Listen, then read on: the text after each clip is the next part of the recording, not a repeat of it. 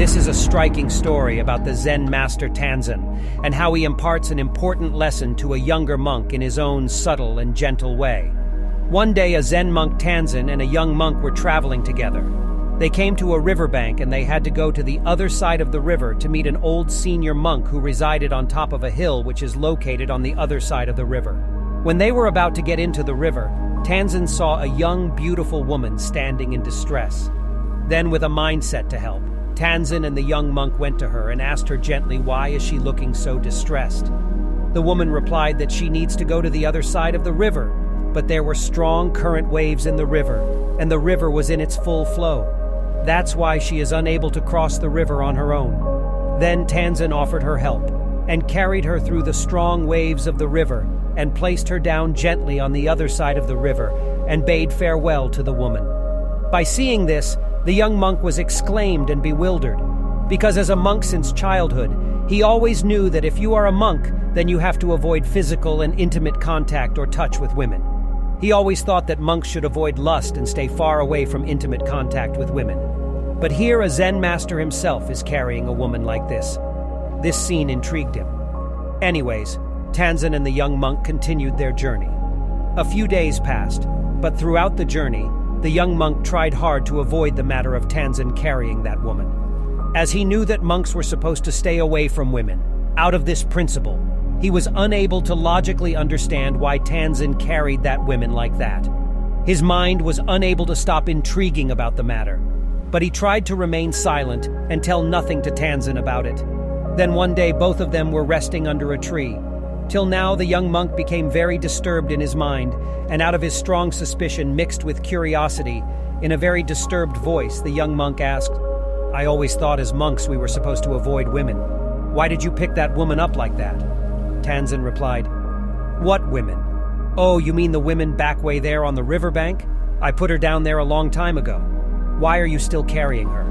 One of the core reasons why people are suffering in their lives is because most of the people never pays attention to understand that how the mind works. One of the most fundamental aspects of mind is that in your mind, if you say that, I don't want to think about it, then you will be only thinking about that matter.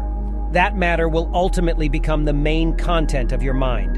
In your mind, whatever you try to avoid will become the main content of your mind. That's the nature of your mind. Whatever you try to avoid, only that will roam in your mind all the time. Sound strange? Let's do an experiment. For the next 10 seconds, don't think about cars. I ain't even showing you any picture of cars.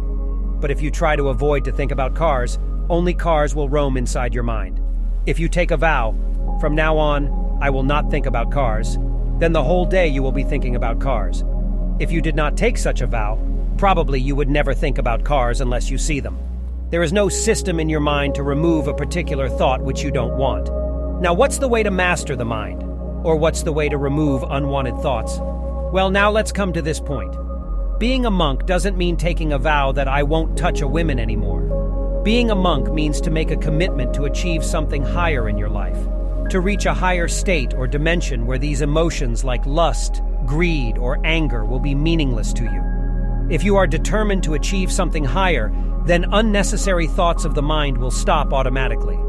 If you aspire to achieve something more superior than lust or greed, then you don't have to try to remove unnecessary thoughts from your mind. Automatically, your mind will become focused. Now, if you try to avoid lust or take a vow to avoid lust, it will become impossible for you to get out of lustful mindset. But if you look beyond all these emotions and aspire to achieve something higher in life, then lust, greed, or anger, these type of emotions won't affect you. So don't try to avoid lust. Focus on something higher. It will make you the master of your own mind. In case of Tanzen, his goal is to achieve something higher. He is not concerned about lust and all those stuffs. So, some women needs help. He helped and left her and went on. But the young monk who always tried to avoid women ended up think about that woman for multiple days and can't keep her down. Tanzen wanted to help the women. He helped her and left her there. But the one who tried to avoid women ended up thinking about women all the time. By applying force, you cannot remove a particular thought from your mind. But if you aspire for something higher, then all the stupid things from your mind will evaporate. For example, if you want to reach to America, then what's in the slums of your city will not be your concern or interest. Your mind will be focused about reaching America, not to the nearby slums. So to master your mind, don't avoid any thought or emotion. Instead, aspire for something higher, and you will become the master of your mind. You can try and see right now, this formula to master your mind works instantly.